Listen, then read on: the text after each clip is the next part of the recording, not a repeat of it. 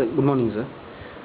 So, how do you see the division of left liberal intellectuals and Dalit intellectuals on the response to the Ambedkar controversy, Ambedkar cartoons controversy in NCERT textbook?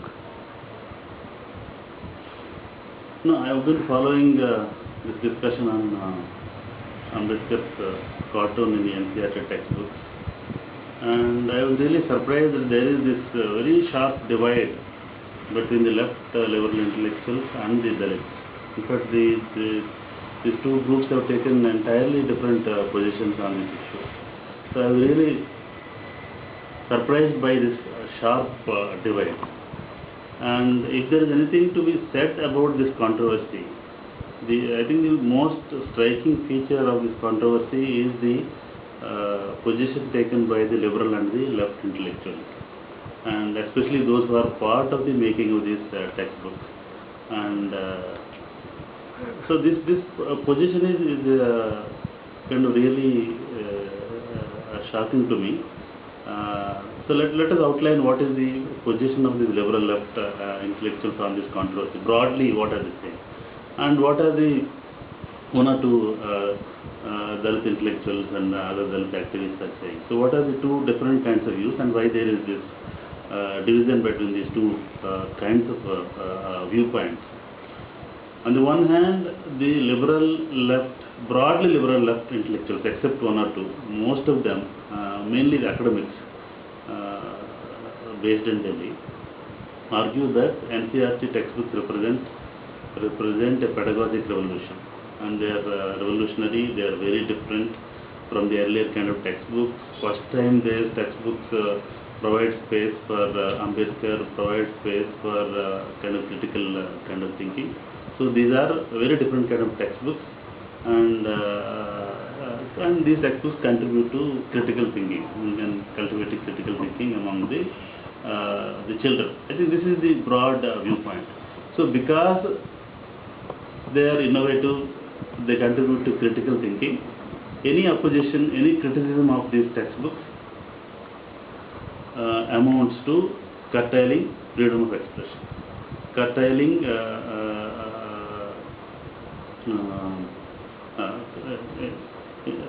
amounts to certain kind of censorship. So they would argue, but because these textbooks are so good, textbooks are creative, as Panikkar would call it, pedagogic revolution. So anybody who opposes, anybody raises some objections to this textbook, so by their own logic, would be objecting to this revolution. So they are very disturbed by this opposition or criticism from Dalits or any other section about these textbooks. So I'm really puzzled by this kind of response, that you prepared textbooks, and you also said that these textbooks are open for discussion. Feedback is welcome. You can change, you can suggest changes, you can discuss, debate, and in the next edition we will carry the changes and all that. But you really react by saying that there is nothing wrong with these textbooks. These are revolution itself, and so anyone opposes these kind of textbooks are anti-revolution.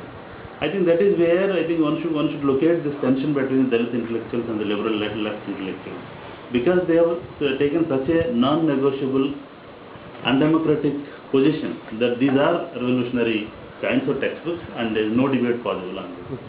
And whether it is about cartoons, whether it is about the content.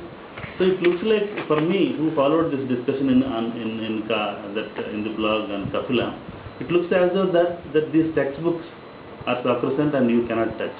Though there are different kinds, some people say that okay, this is allowed, this is not allowed, but broadly this is the strong opinion. In fact, after Mandal,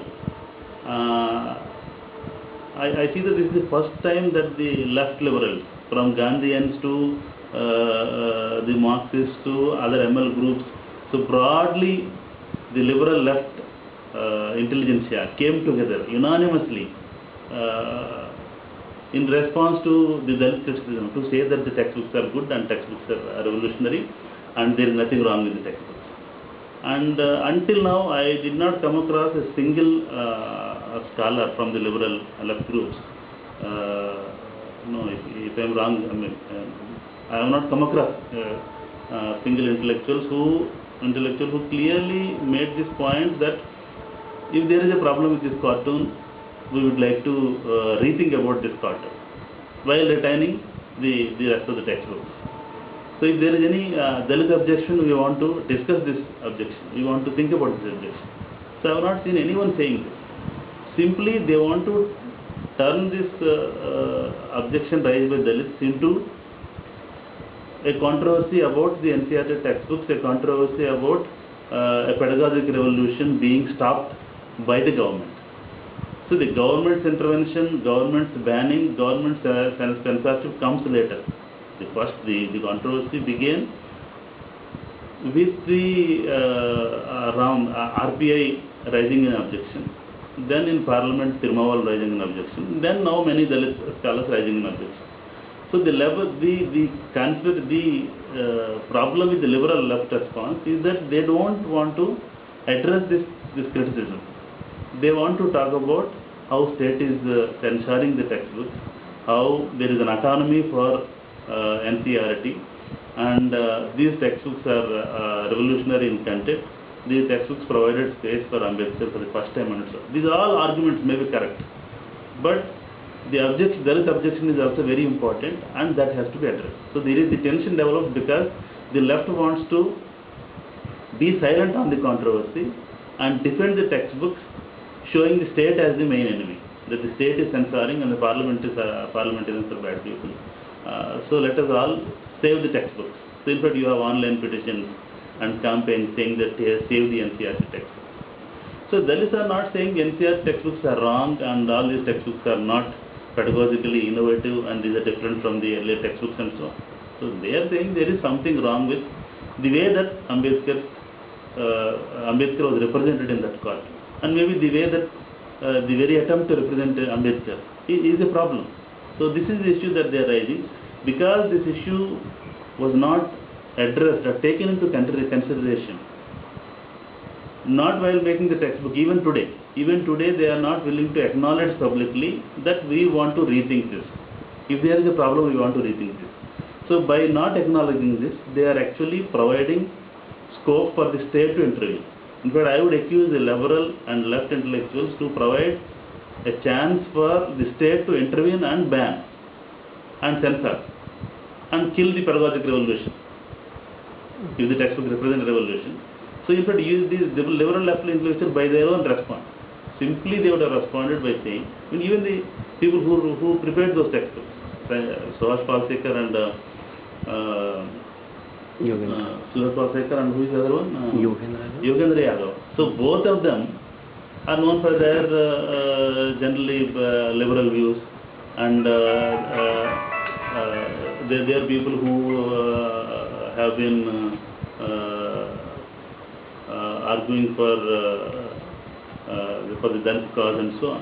So they should have been the first ones to say that we want to rethink the inclusion of this cartoon, and if the Dalits are upset, we want to withdraw this cartoon. That would have saved the textbooks. But by not saying that, they allowed the state to intervene and create this controversy. So there are several issues in this controversy. The controversy is not about withdrawing the textbooks. It's not about censoring the textbooks. It's not only about the textbooks are criticizing other politicians and so on, and they're critical and so on and so on. So this is also about Dalit objection to some particular aspects of the textbooks. So you cannot collapse all these issues into state censorship. So what the liberal left intelligentsia, historically they always do, whenever Dalits raise a single issue, you collapse into something like that imperialism is important or state censorship is important. So when the state is responding, we don't want to respond to anything else.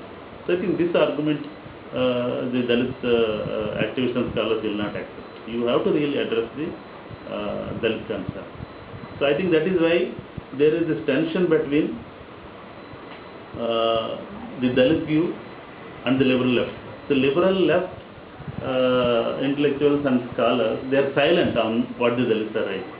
They are not silent, and so far they have not successfully, convincingly answered to the points that the Dalits are raising, except saying that Ram Atwale group is a fundamentalist group or anarchist group, are Dalit parliamentarians or even the other parliamentarians, and they don't know anything about textbooks, and they are doing vote bank politics. So this will not do. It is true that we know that all the politicians are doing vote bank politics. We know that all these Dalit organizations also mobilize Dalits through popular causes, through rousing sentiments and so on. So apart from that, both the central government and the parliament and the RPI, they know that there is a Dalit constituency. There is a large Dalit public who will respond to a controversy related to Ambedkar, a problem related to controversy. So if that is the context, as liberal left intellectuals, so why don't you also see that there is a Dalit constituency which is reacting to this controversy? So what is your answer? Your answer simply would have been, if you are not happy with this representation, we would like to rethink. And you should have been even ready to withdraw this part. That would have saved the textbooks, and you could have tried to think of different ways of introducing Ambedkar. So obviously there is a problem with the way that you want to introduce and represent Ambedkar. I think that is the key issue. So there is you were talking about the left liberal response on this Ambedkar cartoons controversy, and you were also saying that it was after the Mandal, this is the first time they came, this is the second time. After Mandal was the first time, this is the second time.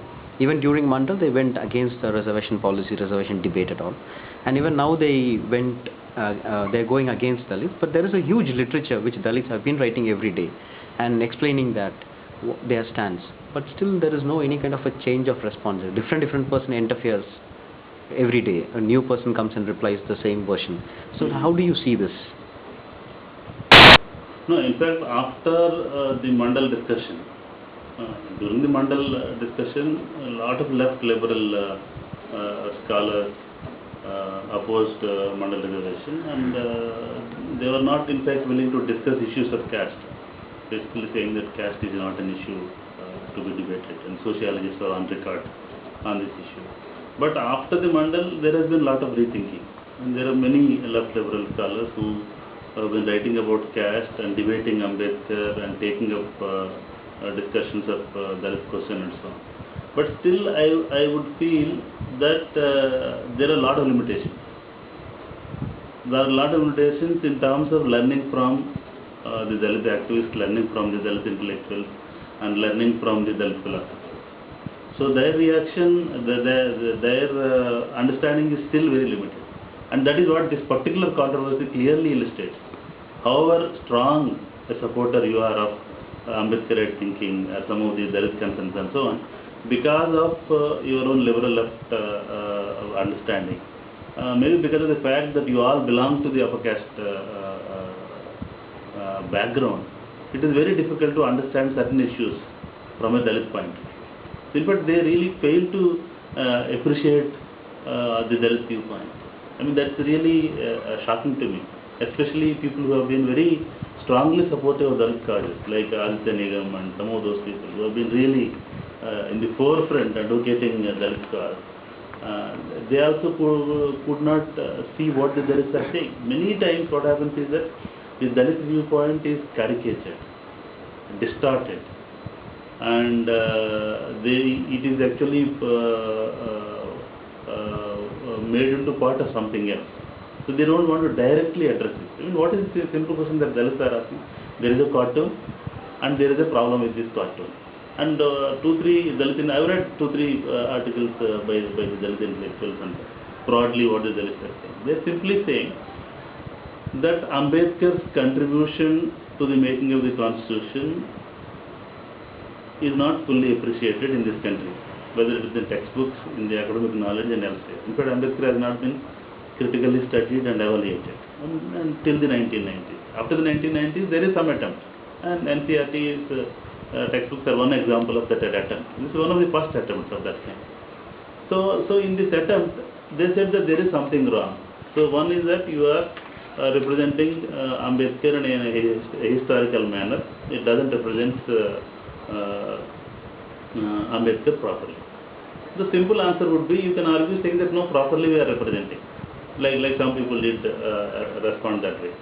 Or to say that the representation is a problem, we will rethink about it. But instead of that, to say that we have freedom of expression, to say that these textbooks are pedagogic revolution, and save the textbooks. So this way of responding is a very typical way of silencing caste issues, typical way of not addressing the Dalit question. Historically, not addressing the Dalit question happened in this manner. So you actually generate another discourse about the same issue. What is the discourse then generated when the Dalits have raised objection? You generated a discourse about pedagogic revolution, discourse about state censorship, discourse about autonomy of NCERT. So these are all democratic issues. These are all issues where Dalits will have no objection that there should be autonomy to NCERT, there should not be state censorship, and the textbooks are a very different kind of set. But there is a Dalit objection to this cartoon.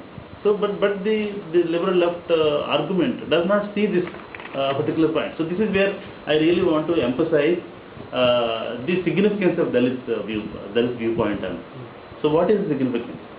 If you look at it simply as some Dalit political party with a group of people are creating a controversy, creating vandalism, creating anarchic kind of situation in Pune or in Mumbai or in Delhi. If that is the view, then you really fail to understand its significance. Or if you think that there is one Dalit politician trying to get mileage out of this in parliament, and then the entire parliament is using, and the Dalit politician and the Dalit political party, they were used by the Congress party or Kapil Sibal or the Indian state, and Dalits are falling into this conspiracy. And by falling into the controversy, they are actually helping the state to ban the textbooks. So if this is the argument, you are really not able to see the Dalit viewpoint, and you are not able to recognize that there is a tension between two kinds of ways of looking at a particular kind of reality. And there is this group of people in the public now, whether you call it Dalit intellectuals, Dalit activists, or Dalit public. So Dalit public have a right to interpret this controversy. So you say that you have made these textbooks for various kinds of people to inculcate critical thinking and for democratic thinking. And you made these textbooks for Dalits and OBCs also. You made these textbooks for them. So they have a right to say when they consume these textbooks that there is some problem, we don't want this textbook. Or there is certain kind of problem with this textbook. They have a right to say this. And that point is important that you have to acknowledge it. So in this controversy, the key issue is that the representation of Ambedkar. So you attempted representing Ambedkar in this controversy, in these cartoons. Then there is an objection by one political group, one politician, and then the objection is also not limited to them. That is the point that the liberal left intellectuals are missing, that the objection is also now gone beyond these two people. So there is a whole group of mass of Dalit people and Dalit intelligentsia, Dalit activists. So all of them are responding to this issue. So when they are responding to the issue, they are responding in terms of whether Ambedkar is properly represented. And how does one think of representing this representation of Ambedkar? So if anyone looks at this cartoon, they all found it objectionable. They all found it objectionable for various reasons. So my own way of reading this cartoon is that when you represented this cartoon, I looked at the textbook. In the textbook, you are talking about constitution making, talking about the process, the role of various people, and so on. And you did mention about the fact that Ambedkar disagreed with Gandhi, and so on and so forth. So that kind of representation. So you are trying to represent it. Then there is a cartoon of those times, just to say that the cartoon has certain viewpoint on the constitution making, and do you agree with this or not? So you are using it. It's true that you are using it as a pedagogic tool. You are using it as a pedagogic tool, but Ambedkar's representation is already highly loaded in the Indian context. It's politically charged, highly loaded. It's politically charged and highly loaded because historically Ambedkar was not represented. Ambedkar's ideas were not represented. He was completely excluded. And the only way that Ambedkar survived is only through iconization, through statues, through various kinds of symbols. The Dalits have more or less carried Ambedkar from 50s to the 90s and it's in the 90s because of the visible Dalit movement and so on. So Ambedkar came to the mainstream. So Ambedkar is still alive through the icons, not through textbooks, not through knowledge production, not through other means. He is still alive and available only through the icon.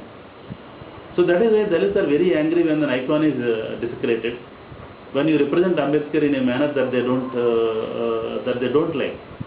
So you really have to see that when you try to represent Ambedkar, the representation is already loaded. It's also loaded in the sense that already Arun Shourie wrote this book, that Ambedkar did not write the constitution. Ambedkar is only a clerk who put together several documents. So there is attack on Ambedkar by saying that he did not contribute and he is not an intellectual. He has no caliber and so on. So there is already this attack happened by Hindu right, and that attack is also commonly shared by many people. Many people who are anti-Dalit, anti-Ambedkar, they also share the view that Ambedkar did not contribute to the constitution. So when you introduce this cartoon in this book, you may not have been aware of this. But when somebody is reading, somebody for example who has been following Dalit politics from the 80s to 90s, I am aware that any reference to Ambedkar contribution has to be done very conscious and systematic manner. Otherwise, it is liable to be misunderstood.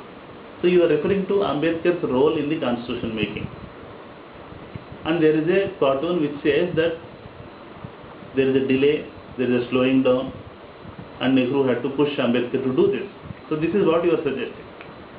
And on the other hand, in the textbook, there is no argument to say that Ambedkar has really contributed to the making of this constitution, and so the reasons for the delay. There is no substantial discussion in the textbook.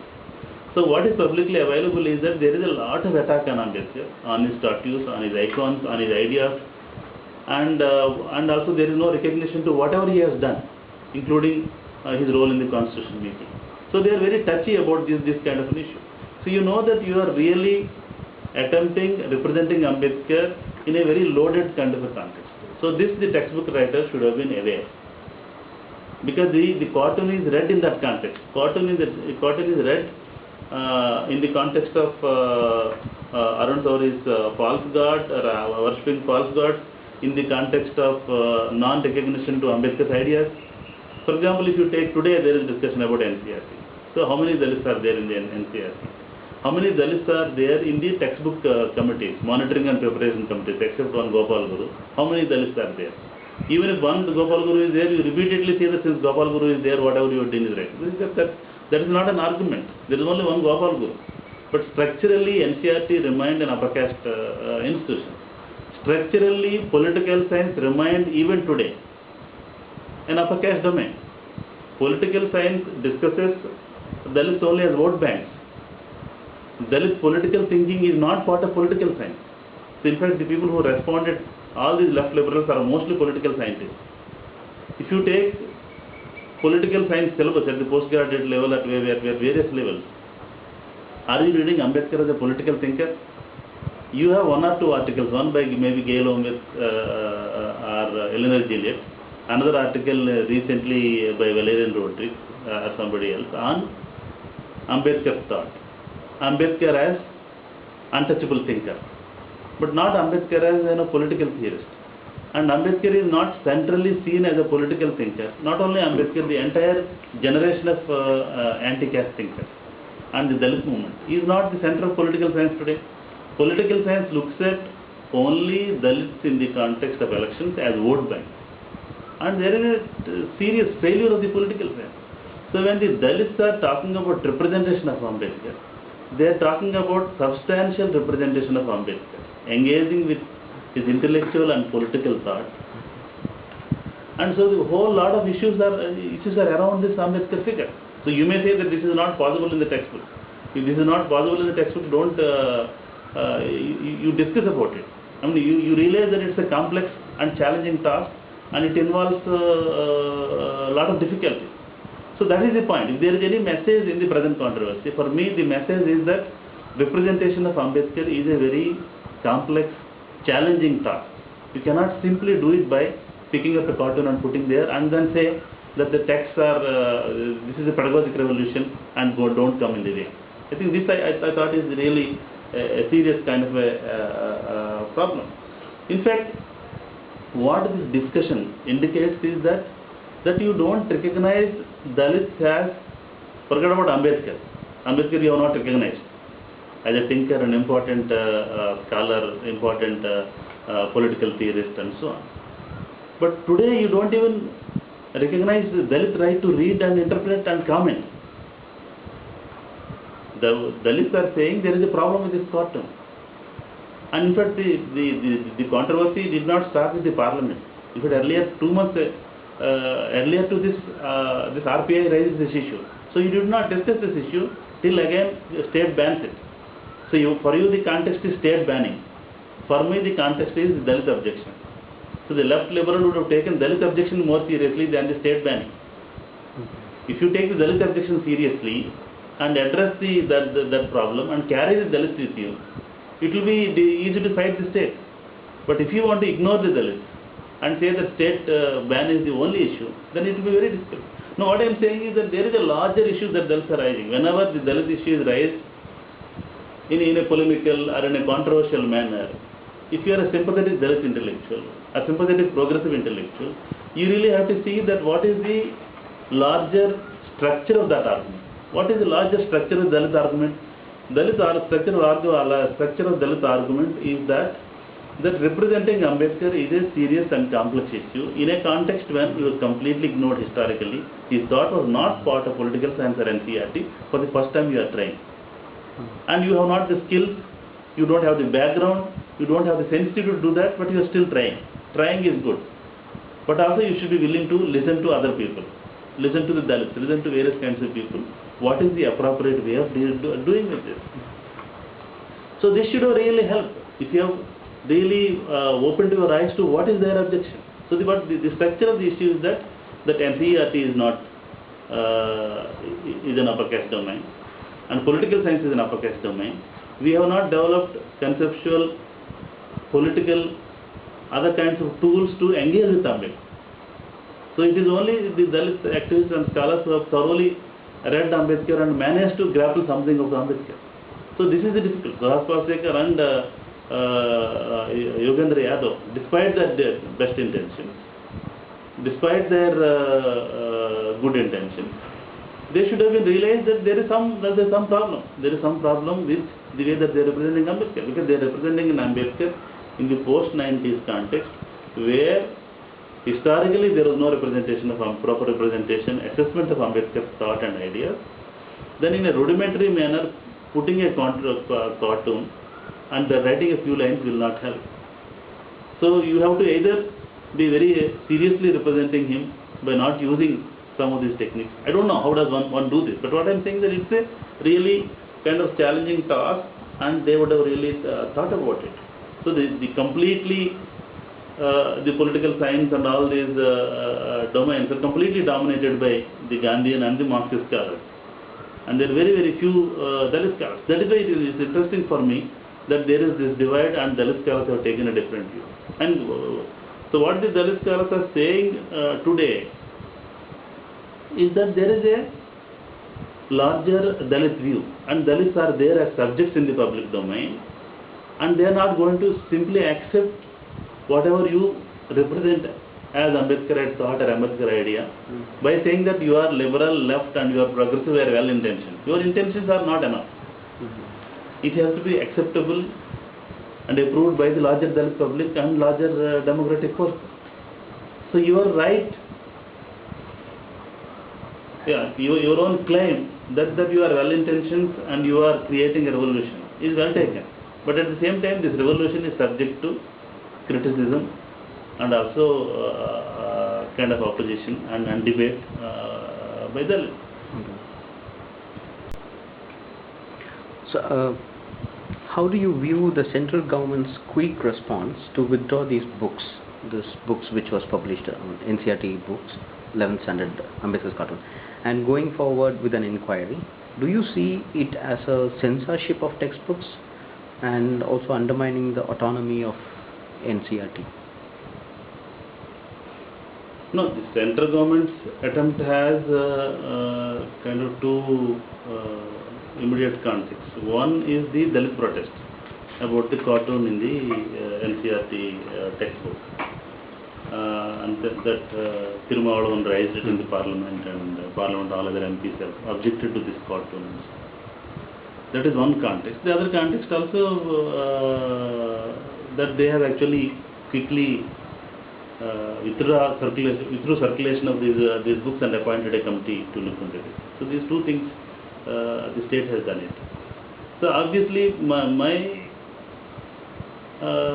view is that the state should not censor the textbooks, and state has no way of assessing and reading these textbooks. Even the parliamentarians, they have no way of reading whether a particular cartoon is suitable as a particular kind of pedagogic strategy is right or wrong. So definitely it's a matter in the domain of the experts. Having said this, the parliament also is a kind of a representative body to carry the general will of the public. I mean, the political scientists know it. All those liberal left political scientists who are criticizing the political class and their opportunism, they are also aware of this, that in Indian system, Indian parliament is the one which represents the general public will. So if they have taken the Dalit objection seriously and debated and said that there is some point in Dalit objection and they would like to review it, I think the parliament is very much well within its rights to do it, and it should do it, because they are the ones who really represent the general public view according to the Indian system. To say that our political parliament itself is bogus, that's a different argument. Then you have to argue for a different kind of a parliament, different kind of a society. Having agreed that there is a parliament which represents the general public opinion, so they have taken cognizance of the view that the Dalits are not accepting representation of Ambedkar in this cartoon. So they have taken that seriously, and they have decided to take some action. So that is where the second point. Second point is about the state always uses opportunities like this. So there is a genuine Dalit concern. Instead of deleting that cartoon, it goes on deleting the entire textbook. I mean, deleting in the sense that withdrawing the entire textbook, because there are other uncomfortable cartoons, other uncomfortable issues, and also even to go to the extent of saying that we are going to punish the intellectuals, and even to attack the autonomy of the NCERT. So all other issues, autonomy of the NCERT and the value of the textbooks, the democratic content of the textbooks, these are all important issues. But here I would say that the state will always react this way. State would always use a particular genuine situation to ingenuinely ban the books. And this is very much nature of the state, and the left and liberal intellectuals knew very well about this. So to stop the state to act in this manner, they should have responded to Dalit criticism. They should have come up with this argument that we want to withdraw this cartoon, or we want to temporarily suspend the use of these textbooks or use of this particular cartoon, and we want to have an independent committee consisting of different kinds of intellectuals, including Dalit intellectuals.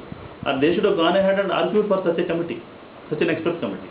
That is one. And second thing is that the state also, instead of withdrawing the circulation of these books, they should have appointed a committee which includes Dalit opinion, which includes the opinion of other minorities and so on. And then after a committee submits a recommendation, they should have taken action. But they don't want to wait, and they want to just censor this. So that is the problem with the state. That's the problem with the state which has to be fought. But you can fight the state only if you carry Dalits along with you. If you have to carry Dalits along with you, first of all you have to accept that there is a genuine concern among the Dalits. So you are not going to recognize. If you don't want to recognize this, then obviously the highest body in the country is Parliament, whatever its limitation. So in Parliament, a Dalit MP raised it, and then everybody has said yes. So their reasons may be very different. But the Dalit concern is also very important. So if Dalits can stop this cartoon from being included and being taught, they would do it. But if the Parliament wants, through Parliament they could do it, they would do it. But then the state wants to also use this particular controversy for its own purposes. So I think I will still put the responsibility on the liberal left intellectuals and those who are part of the making of the textbook, that they should have reacted in a different manner. They should have reacted in a democratic manner. They should have been open to a debate. They should have been open to the idea that the textbooks that they made are not sacrosanct and they are not foolproof. They are attempting something. It may have mistakes, it may have problems, and they are willing to accommodate all those kind of suggestions. But I think going with the tenor of the discussion in Kapila and elsewhere, and this whole campaign of save the NCERT textbooks, so they are not going to take the Dalit point. As long as they are not going to take the Dalit point and Dalit criticism into consideration, and Dalits are going to take it to the higher forums, and the state and other bodies may use the way they want to use it. So there is no point in saying that state is using this opportunity. State will always use these kind of opportunities. So Dalits have no way of controlling the state, and to say that you only delete this cartoon and not us. You also have to say that. Okay, sir. So thank you, sir. Sir, talk about Ambedkar role in making Indian Constitution or making India also, because that is one of the key document to keep India united. So how do you see? No, my point in this particular context is to argue that there should be a serious attempt to assess Ambedkar and Ambedkar's contribution as a political thinker, and what are his ideas, and what is his contribution to the making of India, what is his contribution to the making of this democracy. So if you are assessing Ambedkar in that sense, then obviously what is Ambedkar's contribution to the making of this constitution? That also will come. So because they have not assessed Ambedkar, because they have not recognized Ambedkar, because they have not taken Ambedkar seriously, you don't have any documentation of what is Ambedkar's contribution in the making of constitution. So in fact, people in the Dalit movement, people in the civil rights movement have pointed out that abolition of untouchability, provisions for reservations, and state directive principles and fundamental rights, and many other aspects, many other fundamental aspects of the constitution. And Ambedkar's role was there. He insisted and he argued for many of those kind of provisions, not only for the Dalit related provisions, but also the provisions related to fundamental rights, democratic values, because he was such a democrat by his own beliefs and by his own practice. So he argued for all those points in the constitution, despite there is a strong opposition from the conservative groups. And something like Hindu Code Bill, he has been arguing, but he could not succeed. Even after independent India, he could not succeed. So if you have to think of Ambedkar's contribution to the making of India and making of Indian democracy, in that context, his own contribution to constitution is very, very important. But on the other hand, now that it became a very touchy issue about Ambedkar and constitution making, the leaders have always argued that Ambedkar's real constitution is not the Indian constitution. Ambedkar's real constitution is states and minorities, where you have nationalization of land, where you have very different set of issues, where you have state socialism as the ideal. So Ambedkar's constitution is states and minorities. But because he could not translate states and minorities into the constitution, he could not incorporate all these provisions, he could argue to the extent that that was possible with the conservative forces within the Constituent Assembly. That is why he was able to kind of bring some provisions into the constitution. So in that sense, the Indian constitution is not a constitution that Ambedkar would have liked. It's not 100% approved by Ambedkar. This is the point that Dalits have to recognize today, that it's a constitution that Ambedkar was part of, and he negotiated for certain fundamental rights and certain democratic values, and it's an important kind of contribution that he made. If Ambedkar was not there, abolition of untouchability and reservations and state directive principles and some of the fundamental rights would not have been part of the constitution. That is one important point. The second point is that if we have to think about Ambedkar's vision of the constitution, Ambedkar's version of the constitution, that I think you really have to locate in his writings and as well as the states and minorities. So that is also important. But because now it has become a very sentimental kind of an issue in the sense that everybody is denying Ambedkar's contribution, even the minimum contribution that he made at various places. So they are not even acknowledging that he is part of the constitution making. So then you have to cling to the idea that Ambedkar Indian constitution is Ambedkarite constitution. So in fact, Indian constitution benefited from Ambedkar being the chairperson, because his democratic vision informed the constitution. That I would say. But Ambedkar constitution would be states and minorities and many other kind of democratic and other values that he argued in his writings. Thanks a lot.